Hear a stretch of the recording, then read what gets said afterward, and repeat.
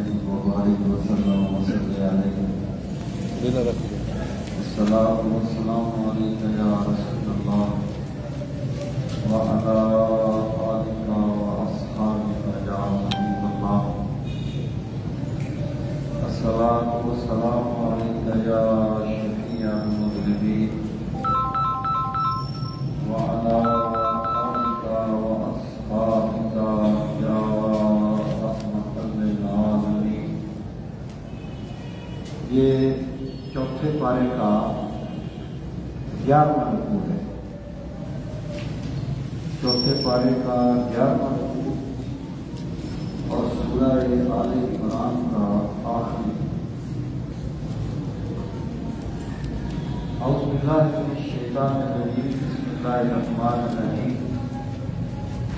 ان فی خلق السماوات والارض واختلاف الليل والنهار لآیات لأولی الألباب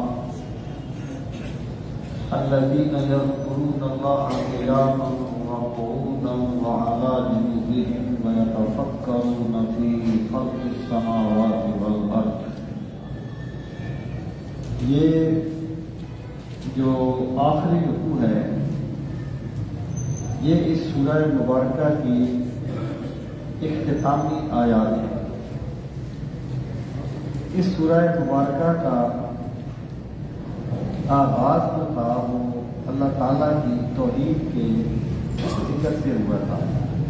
الف لام میم اللہ لا الہ الا هو الحی القیوم، یعنی توحید کے ذکر سے اس سورہ مبارکہ کا آغاز ہوا تھا اور اس کا اختتام بھی اللہ تعالیٰ کے ذکر سے اور اللہ تعالیٰ کی عظمت کے بیان سے ہو رہا ہے. اور ان آیات میں اللہ رب العزت نے ان لوگوں کے رویے کو بیان فرمایا جو کائنات میں غور کرتے ہیں اور کائنات میں انہیں اللہ تعالیٰ کی عظمت کی نشانیاں نظر آتی ہیں. یہ اس سے پہلے ان کا یہ مطالبہ گزرا تھا کہ وہ کہتے تھے کہ ہمیں یہ کہا گیا کہ اس وقت تک تم کسی پر ایمان نہ لانا جب تک کہ وہ کوئی ایسی قربانی پیش نہ کرے جسے آسمانی آگ کے کھا لے.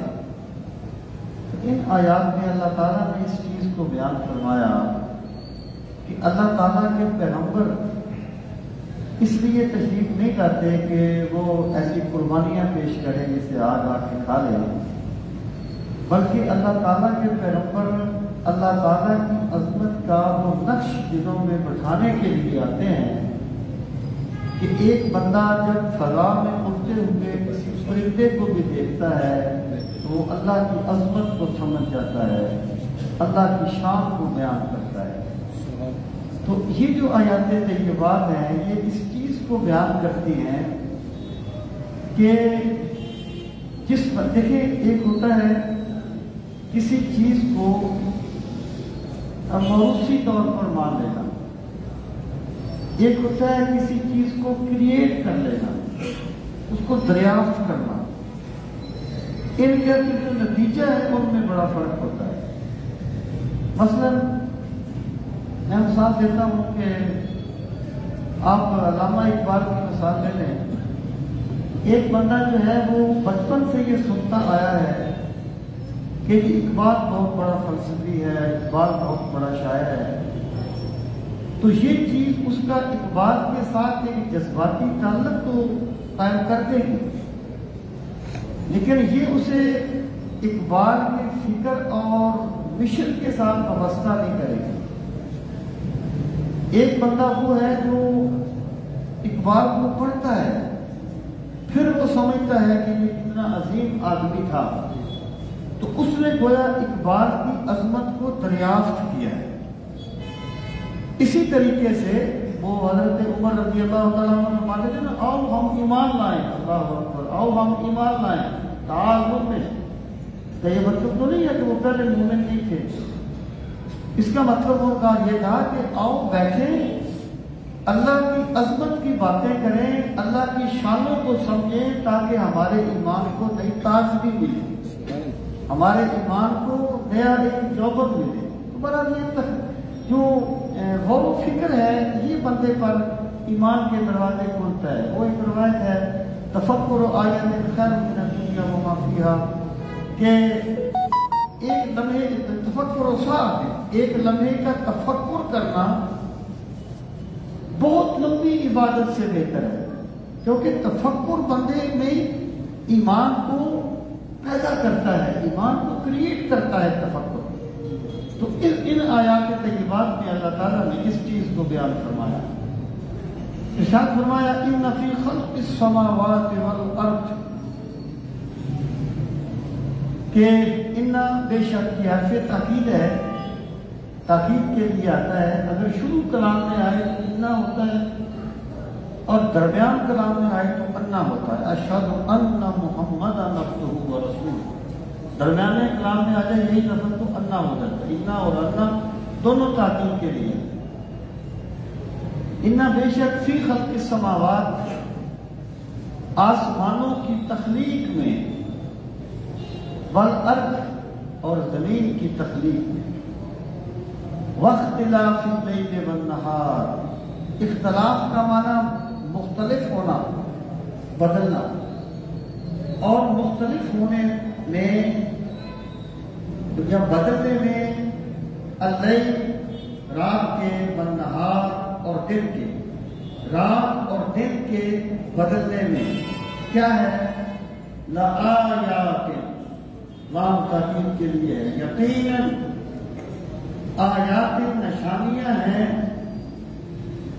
لے اولی الالباب، لے واسطے، اولی والے، الباب لب کی جمع ہے۔ لب جو ہے وہ کسی چیز کے نچوڑ کو کہتے ہیں، جیسے ہم کہتے ہیں یار باس کا لب لباب یہ ہے، یعنی اس کا نچوڑ، محاصل، نتیجہ۔ تو عقل جو ہے نا یہ انسانی وجود کا لب لباب ہے۔ عقل جب کامل ہوتی ہے تو پھر ایمان بھی کامل ہوتا ہے، عقل سلیم۔ اس لیے اس کو الباب یہ لب کہا گیا۔ تو فرمایا بے شک اس میں نشانیاں ہیں، لِأُولِي الْأَلْبَابِ، عقل مندوں کے لیے، جنہیں اللہ نے عقل دی ہے، ان کے لیے زمین و آسمان کی تخلیق میں، رات اور دن کے بدلنے میں نشانیاں۔ اب یہاں بہت سی چیزیں ہیں۔ پہلی بات یہ کہ نشانیاں کس چیز پر ہیں؟ اس کا مطلب یہ ہے کہ نشانیاں اللہ تعالیٰ کی عظمت پر ہیں۔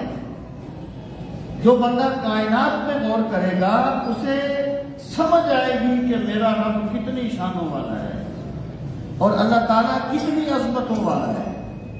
یہاں پر پہلے فرمایا ان فی خلق السماوات والارض، بے شک آسمانوں اور زمین کی تخلیق میں، یعنی اس میں اس چیز کی طرف اشارہ کیا گیا کہ دیکھیں اللہ تعالیٰ کی ذات کو بندہ نہیں دیکھتا، میرا ایک الگ چیز ہے، وہ الگ بات ہے، عام بندہ نہیں دیکھتا۔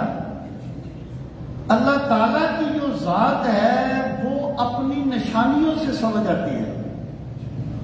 فرمایا کہ تفکروا فی آیات اللہ ولا تفکروا فی اللہ، اللہ کی ذات میں غور نہ کرنا، اللہ کی نشانیوں میں غور کرنا۔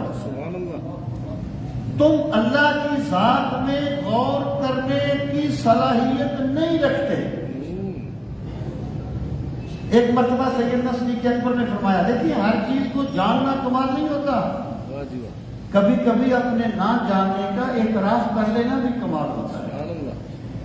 سیدنا صدیق اکبر نے فرمایا العجز ان ترک الادراک ادراک، جس بندے نے یہ کہہ دیا کہ مالک میں تیری عظمت کو سمجھنے سے عاجز آ گیا ہوں، تو اس نے اللہ تعالیٰ کی ذات کو سمجھ لیا ہے۔ اور اس پر حضرت علی رضی اللہ عنہ نے گرہ لگائی، بَالْبَحْثُ عَنْ كُنْهِ ذَاتِ إِشْرَاكٌ، اور اللہ تعالیٰ کی ذات پر بحث کرنا تو شرک ہو جاتا ہے۔ یعنی بندے کا دائرہ کار یہ ہے کہ وہ اللہ تعالیٰ کی عظمتوں پر غور کرے، نشانیوں پر غور کرے، تب اسے اللہ تعالیٰ کی عظمتیں سمجھ آئیں گی۔ وہ کس نے کہا تھا، تو دل میں تو آتا ہے سمجھ میں نہیں آتا، تو دل میں تو آتا ہے سمجھ میں نہیں آتا، بس میں جان گیا ہوں تیری پہچان بھی گئی ہے۔ یعنی جس بندے نے اس کائنات میں تدبر کیا، اللہ تعالیٰ اسے ایمانی حلاوتیں نصیب فرمائے گا۔ اور دیکھیں اکبر نے کہا تھا کہ جو ذہن میں گر گیا لا انتہا کو کر، بڑی سمپل سی بات ہے۔ آپ 4 سال کے بچے کو جو سمجھانا چاہیں کہ زندگی کیا ہوتی ہے تو کیا آپ سمجھا سکتے ہیں؟ اس کا دائرہ بڑا محدود ہے۔ اور جس طریقے سے 4 سال کا بچہ ایک خواب میں ہوتا ہے، اس طرح دنیا کا سب سے بڑا فلسفی بھی ایک خواب میں ہوتا ہے، سب سے بڑا دانش مند بھی ایک خواب میں ہوتا ہے۔ تو بندے کو چاہیے کہ وہ اپنی بے بسی کا اعتراف کرے اور وہ یہ کہے کہ مالک میں تیری ذات کو نہیں سمجھ سکتا، تو فرماتا ہے کہ میں نے عرش پہ استوا کیا، تو ہی بہتر جانتا ہے کیسے استوا کیا۔ میں تیری شانوں کو بندوں پر منطبق نہیں کرتا۔ جب لوگوں نے اللہ کی شان کو بندوں پر منطبق کیا تو بہت سی غلطیاں آئی، بہت سی گمراہیاں آئی۔ تو اکبر نے کہا تھا جو ذہن میں گر گیا لا انتہا کیوں کر ہوا۔ اللہ تعالیٰ کی ذات لا انتہا ہے نا۔ اچھا اب علم کیا ہے؟ حصول و صورت الشیء فی العقل، علم ہے عقل میں کسی چیز کا آ جانا۔ مثلا آپ دیکھیں کہ یہ موبائل لگا ہوا ہے، جب آپ موبائل کہیں گے آپ کے ذہن میں یہ پورا موبائل آ جائے گا، یعنی آپ کی عقل نے اس کو گھیر لیا ہے، آپ کے اس کو یعنی چاروں طرف سے گھیر لیا ہے آپ کی عقل نے۔ اکبر کہتے ہیں جو ذہن میں گر گیا لا انتہا کیوں کر ہوا، اور جو سمجھ میں آ گیا پھر وہ خدا کیوں کر ہوا۔ اللہ کی تو ذات ہی یہ ہے کہ بندے کی عقل وہاں پر بے بس ہو جاتی ہے۔ اللہ پاک فرماتا ہے لوگوں اگر میری ذات کی معرفت چاہیے تو پھر میری نشانیوں میں بولو۔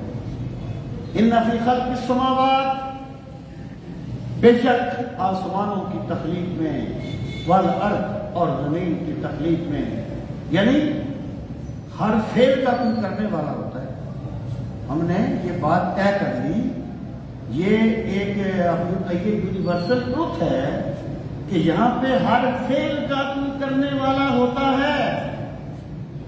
اگر ایک ٹیڑھی لکیر بھی بغیر کسی کھینچنے والے کے نہیں کھینچی جاتی تو کوئی تو ہے آسمان کا صاحبہ بنانے والا جو بغیر ستونوں کے کھڑا ہوا ہے، اور جس کی وسعتوں کو قیامت تک کوئی جان نہیں سکتا کہ آسمان کہاں سے شروع ہوتا ہے کہاں پہ ختم ہوتا ہے، تو کوئی تو ہے نا اس کو بھی بنانے والا۔ جب ہر فعل کا ایک فاعل ہے تو کوئی تو ہے اس کو بھی بنانے والا۔ اس کو تفکر کہتے ہیں۔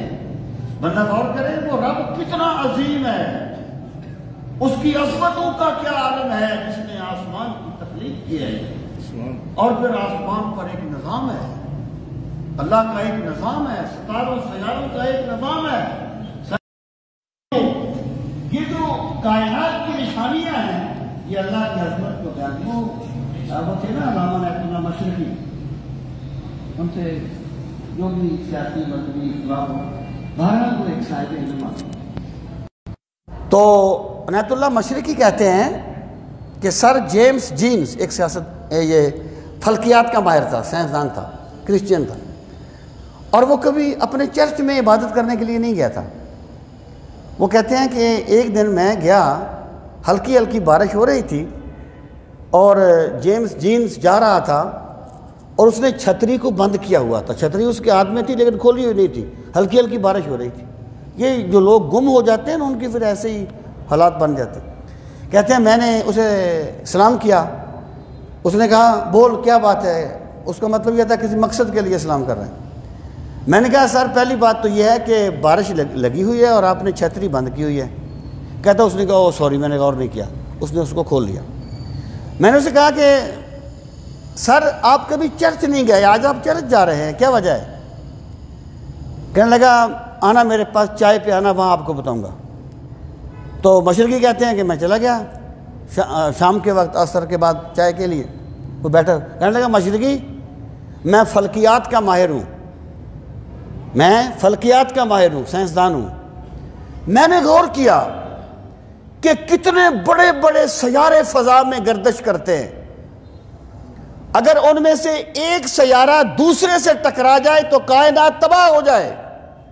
کہتا ہے میرے دل پر رب کی عظمت کا نقش بیٹھ گیا کہ وہ خدا کتنا عظیم ہے جس نے اس کائنات کو بنایا ہے، اس فلکیات کے نظام کو بنایا ہے۔ تو کہتے ہیں مشرقی کہتے ہیں جب اس نے یہ کہا تو میں نے اسے کہا سر یہ بات قرآن نے بہت پہلے کہہ دی تھی۔ اس نے کہا قرآن نے کیا کہا تھا؟ تو میں نے کہا قرآن نے کہا تھا انما یخشی اللہ من عبادہ العلماء، کہ جنہیں علم مل جاتا ہے وہ اللہ کی خشیت کی نعمت پا لیتے ہیں۔ علم سے مراد ہے کائنات کا علم، کوئی بھی علم، اس میں کائنات کا علم بھی شامل ہے۔ تو میں یہ عرض کر رہا ہوں اللہ پاک نے بندے کو تدبر کی دعوت دی، بندے کو تفکر کی دعوت دی، اور بندے کا کمال تفکر ہے، بندے کا کمال تدبر ہے۔ یہ بغیر دیکھے ہوئے چلتے رہنا، یہ کھانا پینا، یہ بھیڑ بکریاں بھی کر لیتی ہیں، بندے کا کام تدبر ہے۔ اللہ پاک فرماتا ہے واختلاف اللیل والنہار لآیات لأولی الالباب، یقیناً ان چیزوں میں نشانیاں ہیں کن کے لیے؟ جو عقل مند ہیں۔ اس کا مطلب کیا ہو گیا کہ قرآن اس کو عقل مند کہتا ہے جو کائنات کو دیکھ کے رب کی عظمت کو سمجھ لیتا ہے، اس کو قرآن عقل مند کہتا ہے۔ اللہ کی ذات اس کائنات کی سب سے بڑی حقیقت ہے۔ جو بندہ باقی سب چیزوں کو مانتا ہے اللہ کی ذات کو نہیں مانتا وہ بہت بڑا جاہل ہے۔ اور جو بندہ کائنات خدائی میں خدا کے جلوے دیکھ لیتا ہے اسے اللہ نے عقل عطا فرمائی ہے، وہ صاحب عقل ہے۔ لآیات لأولی الالباب۔ اب اللہ پاک فرماتا ہے جب اللہ کی عظمت ان کے دلوں پر بیٹھ جاتی ہے، جب وہ کائنات میں غور کر کے خدا کو پا لیتے ہیں، جب ان کا ایمان موروثی نہیں تخلیقی بن جاتا ہے، جب ان کا اللہ کے ساتھ زندہ تعلق قائم ہو جاتا ہے، اس وقت کیا ہو جاتا ہے؟ الذین یذکرون اللہ قیاما وقعودا، یہ وہی لوگ ہیں جو اللہ کا ذکر کرتے ہیں، اللہ کی یاد ان کے دلوں پر چھا جاتی ہے۔ کس طرح؟ قیاماً، وہ کھڑے ہوں پھر بھی اللہ کو یاد کرتے ہیں، وقعوداً، بیٹھے ہوں پھر بھی اللہ کو یاد کرتے ہیں، وعلی جنوبہم، جنوب جنب ان کی جمع ہے پہلو، اور رات کو جب پہلو بدلتے ہیں تب بھی اللہ کو یاد کرتے ہیں۔ دیکھیں یہ کوئی ایسی یعنی بات نہیں ہے جس میں کوئی صرف مبالغہ ہو۔ اس سے پوچھیں جو پہلو بدل نہیں سکتا، جو بیمار ہے، اس سے پوچھیں کروٹ لینا میرے رب کی کتنی بڑی نعمت ہے۔ مجھے تھوڑا سا تجربہ ہوا تھا، ایک مرتبہ میرے بازو پہ زخم ہو گیا تھا، میں کروٹ نہیں بدل سکتا تھا۔ اس دن مجھے سمجھ آیا یہ کروٹ بدلنا میرے رب کی کتنی بڑی نعمت ہے۔ ان پہ اللہ کی یاد اس طرح چھا جاتی ہے کہ وہ سوتے میں بھی کروٹ بدلیں تو اللہ کی یاد ان کے اندر سے نکلتی ہے۔ وَعَلَى جُنُوبِهِمْ، اور پھر فرمایا وَيَتَفَكَّرُونَ فِي خَلْقِ السَّمَاوَاتِ وَالْأَرْضِ، اور وہ تفکر کرتے ہیں، غور کرتے ہیں، فی خلق السماوات، آسمانوں کی تخلیق میں، والارض، اور زمین کی تخلیق میں۔ پھر وہ کیا کہتے ہیں؟ ربنا ما خلقت ھذا باطلا، یعنی جب وہ زمین و آسمان کی تخلیق میں غور کرتے ہیں اللہ نے کیسے نظام بنایا، اللہ کیسے اس نظام کو چلا رہا ہے، اللہ کا کیا منظم نظام ہے، تو وہ اس نتیجے پر پہنچ جاتے ہیں کہ اللہ نے یہ کائنات کھیل تماشے کے لیے نہیں بنائی، اللہ نے یہ کائنات کسی بلند مقصد کے لیے بنائی ہے، اور جو بندہ اس کائنات میں اللہ کی نعمتیں استعمال کرتا ہے، ایک دن آئے گا جب خدا اس سے پوچھے گا بتا تو نے میری نعمتوں کا استعمال کس طرح کیا تھا۔ تو تفکر فی الخلق ان کے دل پر آخرت کی خشیت طاری کر دیتا ہے، وہ اس کو ثابت کر دیتے ہیں۔ وہ کہتے ہیں ربنا ما خلقتا، ربنا اے ہمارے رب، اے ہمارے پالنہار، ما خلقتا تو نے نہیں پیدا کیا، ھذا اس کو، باطلا بے مقصد، حق کے مقابلے میں باطل ہے۔ حق ہوتا ہے کسی چیز کا اس طرح پایا جانا جس طرح اسے پایا جانا چاہیے، اور اتنی مقدار میں پایا جانا جتنی مقدار میں اس کی ضرورت ہے، اور اس وقت پایا جانا جب اس کی ضرورت ہے۔ جب ایک چیز 3 چیزیں پوری کرے اس کو حق کہتے ہیں۔ اس کا مقابلہ میں ہے باطل، کہ پروردگار یہ کائنات تو نے باطل پر پیدا نہیں کی، حق پر پیدا کی ہے۔ اسے ویسا بننا چاہیے تھا، یہ ویسی ہی تو نے بنائی ہے جیسے اسے بننا چاہیے تھا۔ کوئی بندہ دیکھیں، کبھی بندے نے غور نہیں کیا اگر بندے کے کان 1 فٹ لمبے ہو جائیں تو کیا بنے بندے کا، اگر ناک 1 فٹ لمبی ہو جائے تو کیا بنے ناک کا، اگر آنکھیں پچھلی طرف ہوتی تو کیا ہوتا بندے کا۔ میرے رب نے کائنات کو اتنا حسین ترین بنا دیا کہ اس سے بہتر کا تصور بھی ممکن نہیں ہے۔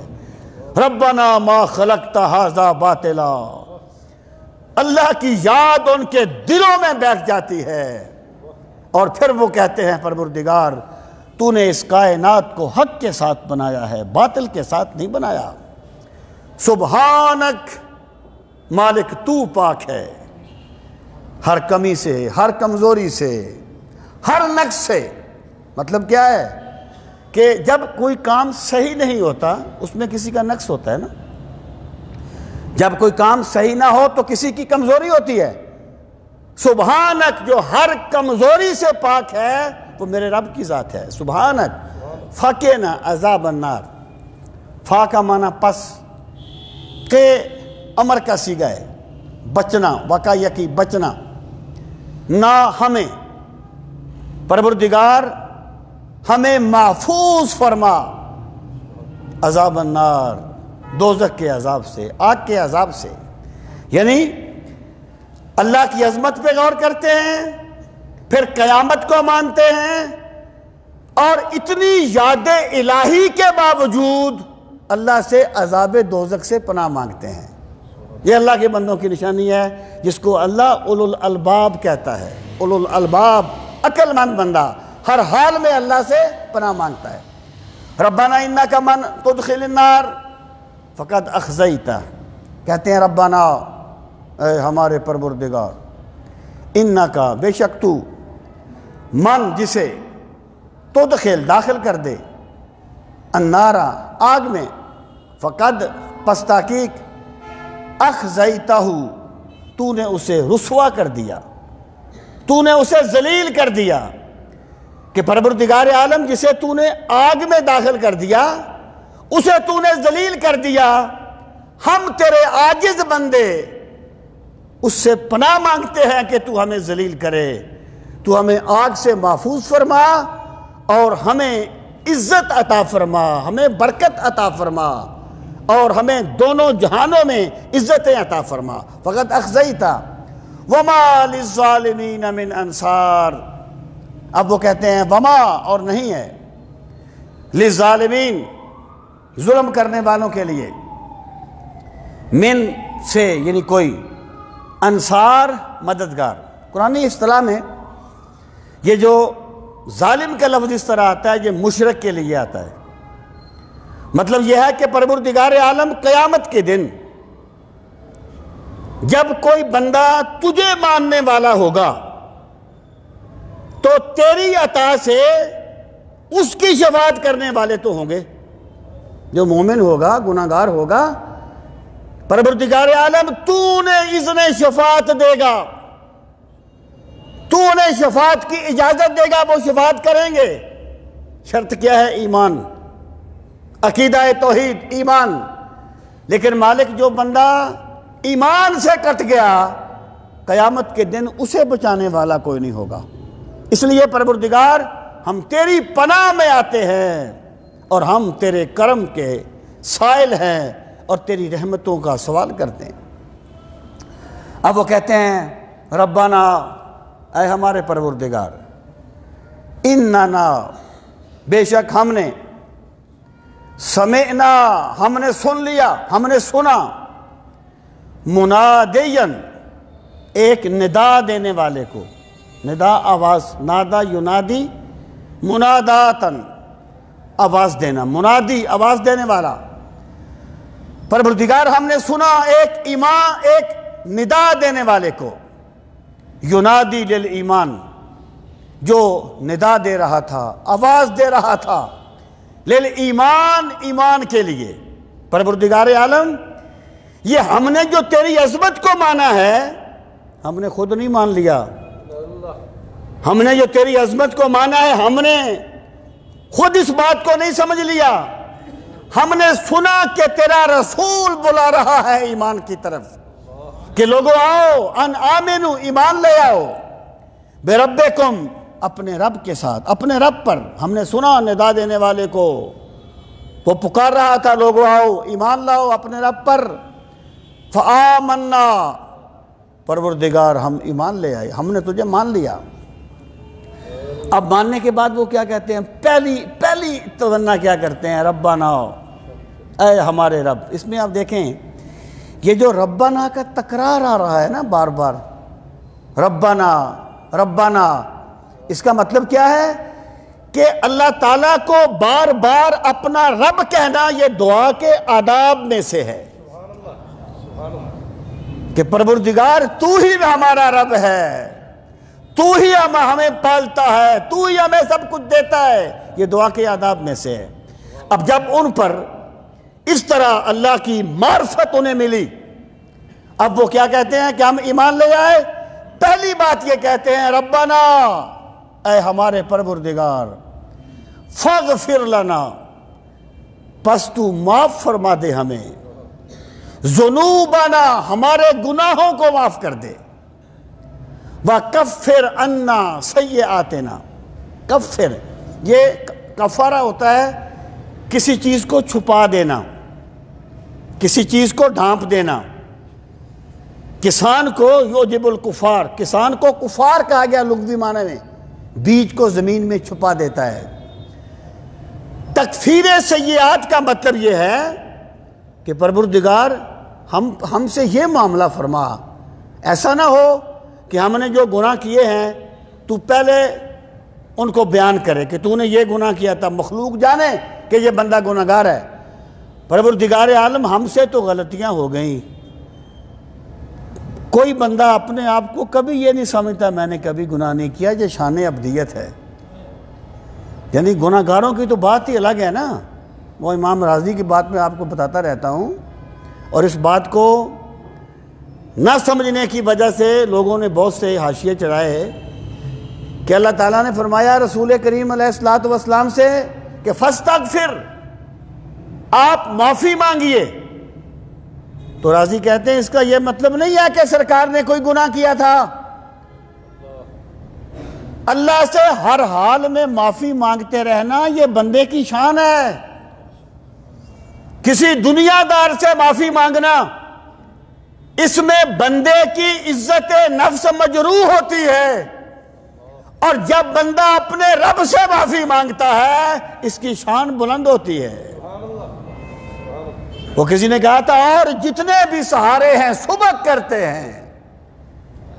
پروردگار جب میں کسی کے آگے بھی ہاتھ پھیلاتا ہوں میرا باپ ہو میں اس سے پیسے مانگوں میرا بھائی ہو میں اس سے مانگوں میرا دوست ہو میں اس سے مانگوں میری عزت نفس مجروح ہوتی ہے. اور جتنے بھی سہارے ہیں سبق کرتے ہیں عزت نفس بڑھاتا ہے سہارا تیرا. مالک جب میں تجھ سے مانگتا ہوں نا تو میری عزت میں اضافہ ہوتا ہے.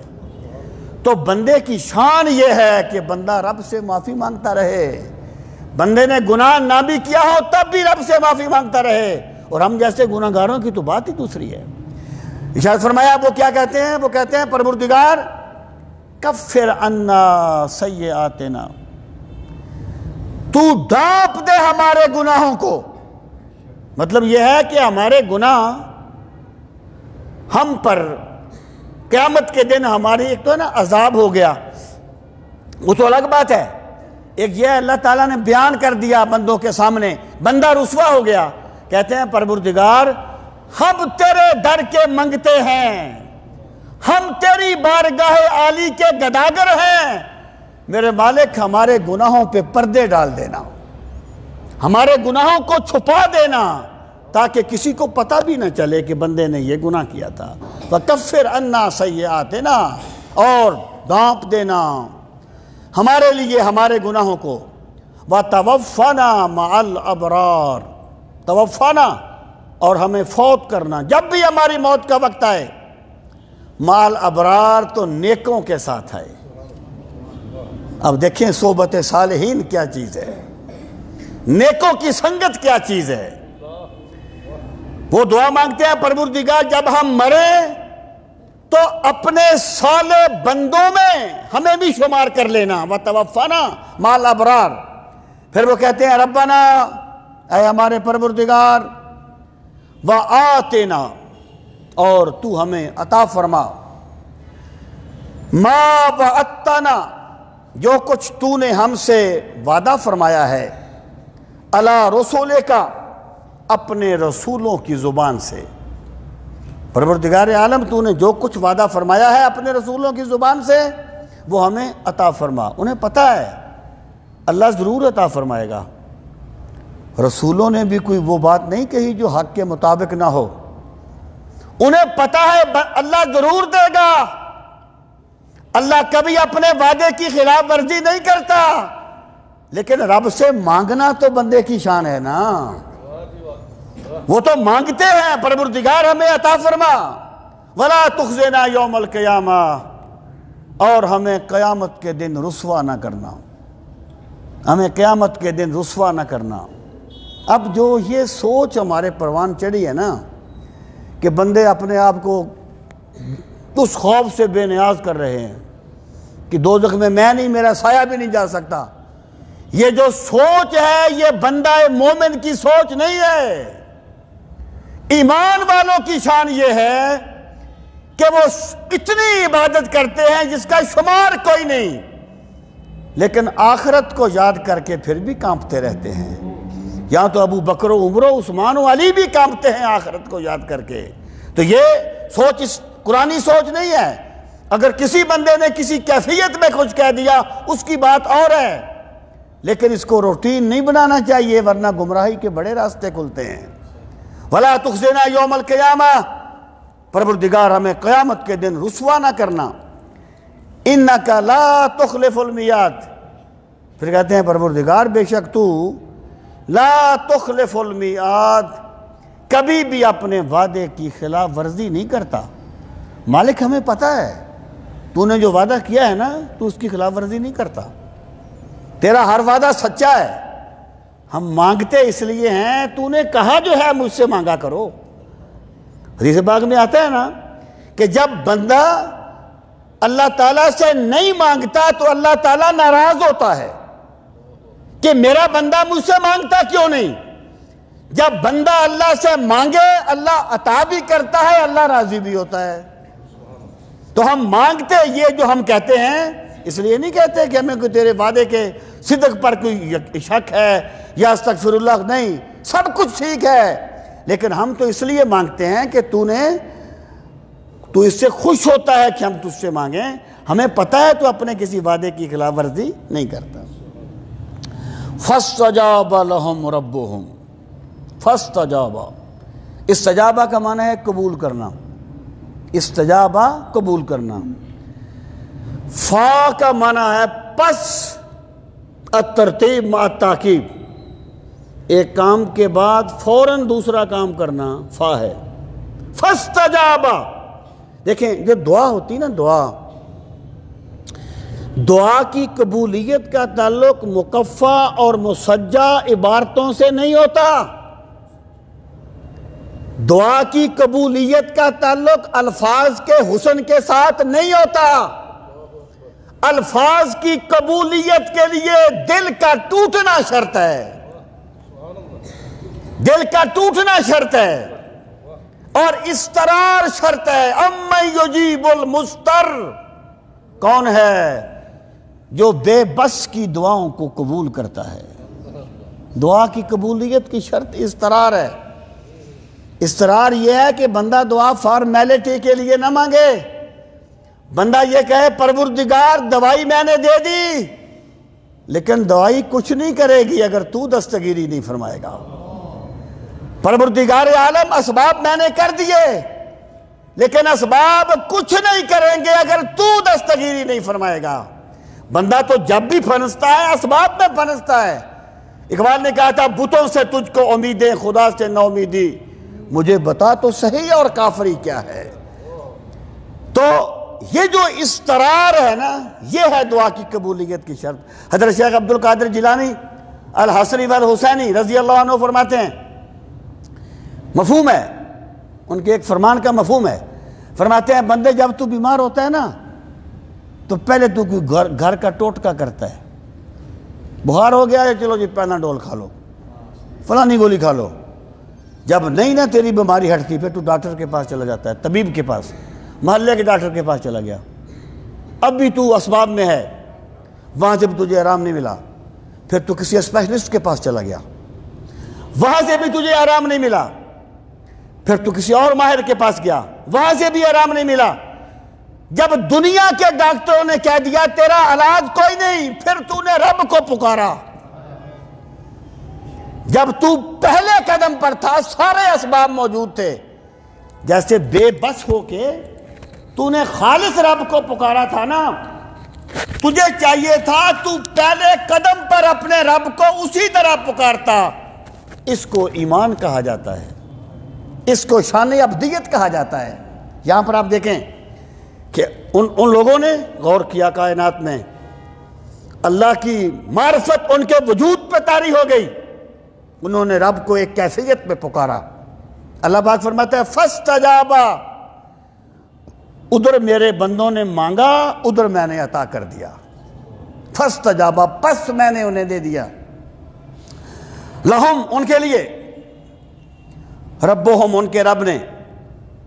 آگے وجہ بیان فرمائی، فرمایا انی، بے شک میں، لا اضیع، ضائع نہیں کرتا، عمل عامل، کسی کام کرنے والے کے کام کو، منکم، تم میں سے، من ذکر او انثی، وہ مذکر ہو یا مؤنث ہو.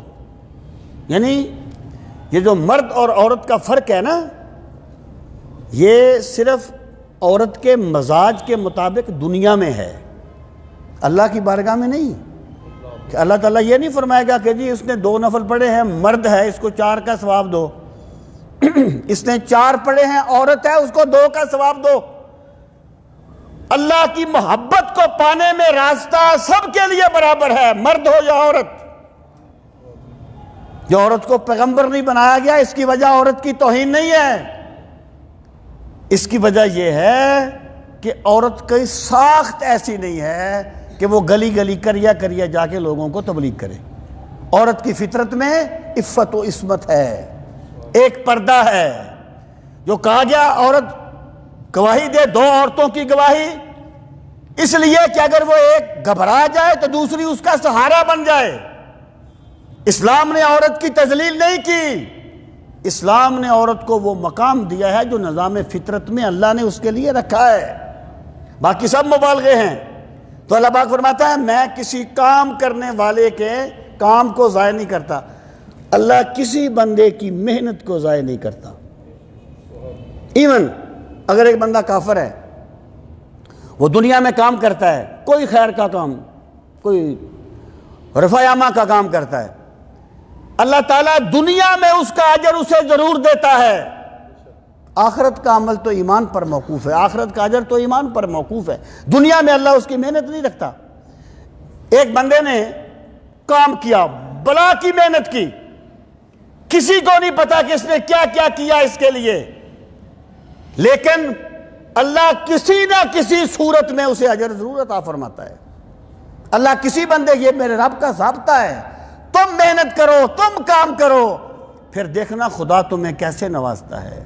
فرمایا انی لا اضیع عمل عامل منکم من ذکر او انثی، میں کسی مذکر یا کسی مؤنث، کسی مرد یا کسی عورت کے عمل کو ضائع نہیں کرتا۔ بعضکم من بعض، تم میں سے بعض سے ہیں، یعنی نظام ایسا ہے کہ اللہ نے مرد اور عورت کو ملا کر ایک وحدت بنا دیا ہے، ایک وحدت بن جاتے ہیں، دونوں ایک دوسرے کے کمپلیمنٹ ہیں، ایک دوسرے کے ڈپلیکیٹ نہیں ہیں، کمپلیمنٹ ہیں۔ یہ میرے خدا کا نظام ہے۔ فرمایا بعضکم من بعض، اب یہ بات فرما دی، اب فرمایا فالذین ہاجروا، پس وہ لوگ جنہوں نے ہجرت کی۔ اللہ کو راضی کرنے کے لیے گھر چھوڑنا آسان نہیں ہوتا، وہی چھوڑتا ہے جس کے دل میں اللہ بس جاتا ہے۔ فالذین، پس وہ لوگ ہاجروا جنہوں نے ہجرت کی، وَأُخْرِجُوا مِن دِيَارِهِمْ، وَأُخْرِجُوا اور نکال دیے گئے، مِن دِيَارِهِمْ اپنے گھروں سے بے گھر کر دیے گئے، وَأُوذُوا انہیں ستایا گیا، فی سبیلی میری راہ میں، انہوں نے اذیتیں سہی میری راہ میں، دکھ برداشت کیے مجھے راضی کرنے کے لیے۔ پھر کیا انہوں نے کیا وَقَاتَلُوا اور وہ تلوار لے کر بھی نکلے راہ خدا میں اللہ کے کلمہ کو بلند کرنے کے لیے، وَقُتِلُوا اور وہ قتل کر دیے گئے، شہید کر دیے گئے، یعنی کچھ ان میں سے شہید کر دیے گئے۔ لَأُكَفِّرَنَّ یہ ایمان والوں کے لیے بشارت ہے۔ اللہ پاک فرماتا ہے کہ جن لوگوں نے میری معرفت میں ڈوب کر مجھ سے مانگا، میں نے انہیں بھی عطا کر دیا، اور جو میری معرفت میں ڈوب کر سب کچھ لوٹا کے آ گئے، ان کو میں کس طرح نوازوں گا، انہیں میں کیا کچھ عطا نہیں فرماؤں گا۔ تو فرمایا لَأُكَفِّرَنَّ یقیناً میں ڈھانپ دوں گا، انہم ان سے، سیئاتہم ان کی غلطیاں، اگر ان سے کوئی غلطی بھی ہو گئی میں پردے ڈال دوں گا، میں یہ نہیں دیکھوں گا کہ انفرادی طور پہ کیا ہوا تھا، میں یہ دیکھوں گا کہ یہ بندہ میرے نبی کی دعوت پر لبیک کہتے ہوئے آیا کس طریقے سے تھا، میں پردے ڈال دوں گا۔ وَلَا أُدْخِلَنَّهُمْ یہ بھی تاکید کا صیغہ ہے، اور یقیناً میں داخل کروں گا انہیں جنات ایسی جنتوں میں، تجری جاری ہیں، من تحتہا جس کے نیچے، الانہار نہریں، میں انہیں ایسی جنتوں میں داخل کروں گا جس کے نیچے دودھ اور شہد کی نہریں روا دوا ہوں گی، ثوابا من عند اللہ یہ اجر دیا جائے گا اللہ کی بارگاہ سے، اللہ کی طرف سے، واللہ عندہ حسن الثواب اور اللہ کی ذات عندہ اسی کے، لعل الساعۃ قریب شاید قیامت قریب ہے۔ عرب کہتے ہیں جس چیز کا آنا یقینی ہوتا ہے وہ قریب ہی ہوتی ہے، جس چیز کا آنا یقینی ہو وہ قریب ہی ہوتی ہے۔ یا اس کا مطلب یہ ہے کہ لوگوں جب بندہ اللہ کی بندگی کرتا ہے تو اللہ تعالیٰ کی عنایات اور نوازشات قیامت سے پہلے اسے اسی دنیا میں بھی ملنا شروع ہو جاتی ہیں، اس کی برکات ہو جاتی ہیں، اس کی شروعات ہو جاتی ہیں، اور اللہ حساب کرنے میں دیر نہیں لگاتا۔ اب یہ یا ایھا الذین آمنوا یعنی یہود کی سازشوں کا ذکر کیا، مشرکین کا، نصارہ کا، اہل ایمان کی شان کو بیان کیا، اب حکم دیا اے ایمان والو اصبروا صبر کیا کرو۔ صبر کا معنی ہے ڈٹ جانا، یعنی حق کے مقابلے میں جو کچھ بھی آئے اللہ کو راضی کرنے کے لیے ڈٹ جاؤ۔ پھر کیا؟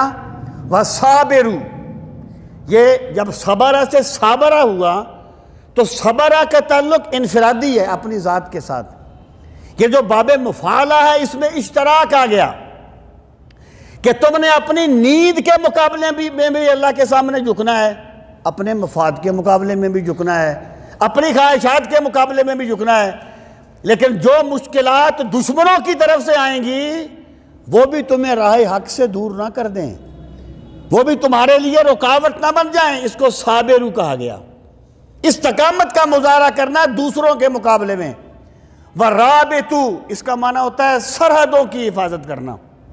تو مفسرین کہتے ہیں کہ سرحدوں سے مراد ملکی سرحدیں بھی ہیں، ایمانی سرحدیں بھی ہیں، یعنی اپنے ملک کا بھی دفاع کرو، اپنی ریاست کا جو اسلام نے قائم کیا ہے اس کا بھی دفاع کرو، اور جو تمہارے ایمان کی سرحدیں ہیں ان کا بھی دفاع کرو۔ کوئی تمہارے نہ ملک پر حملہ کرے نہ تمہارے ایمان پر حملہ کرے۔ واتقوا اللہ، اور اللہ سے ڈرتے رہا کرو۔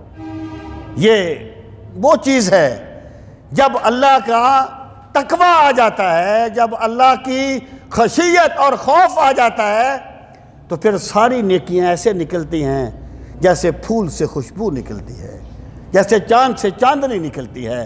واتقوا اللہ، اللہ سے ڈرتے رہا کرو۔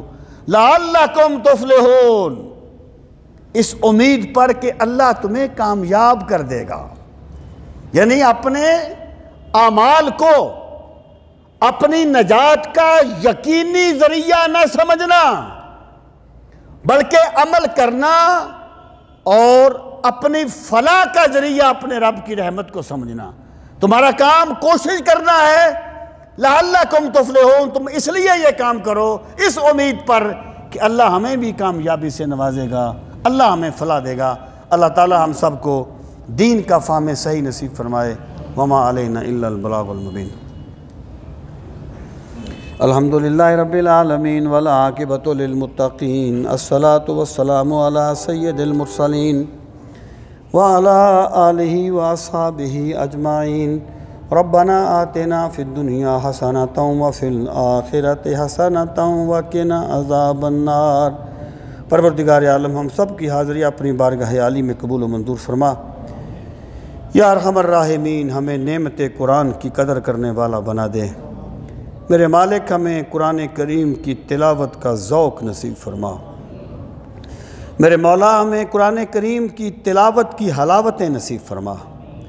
یا اکرم الاکرمین، قرآنی مفاہیم کو سمجھنے کے لیے ہمیں شرح صدر کی نعمت سے نواز۔ میرے مالک، قرآن مجید کے انوار و تجلیات کا واسطہ ہمارے دلوں کو منور فرما، ہماری قبروں کو منور فرمانا، قیامت کی تاریکیوں میں بھی قرآن مجید کا نور نصیب فرمانا، قرآن مجید کی شفاعت نصیب فرمانا۔ یا اکرم الاکرمین، اپنے پاک نبی صلی اللہ تعالیٰ علیہ وآلہ وسلم کی ذات بابرکات کا واسطہ میرے مالک تمام دکھیوں کے دکھ دور فرما، تمام پریشان حالوں کی پریشانیاں دور فرما۔ جمیع مومنین مومنات جو بیمار ہیں میرے مالک انہیں شفائے کلی نصیب فرما۔ یا اکرم الاکرمین، جو جمیع مومنین مومنات جس جہان سے چلے گئے، بالخصوص جن کے والدین اس دنیا سے چلے گئے، میرے مالک سب کی مغفرت فرما، میرے مالک سب کے درجات کو بلند فرما۔ جنت میں فاطمہ کی کنیزیں یہاں رہیں۔ یا رب، میری دعا ہے ہماری مائیں وہاں رہیں۔ ربنا تقبل منا انک انت السمیع العلیم وتب علینا انک انت التواب الرحیم۔ وصلی اللہ تعالیٰ علی خیر خلقہ ونور عرشہ وزینت فرشہ محمد وعلی آلہ واصحابہ اجمعین، آمین برحمتک یا ارحم الراحمین۔ اللہ پاک سب کو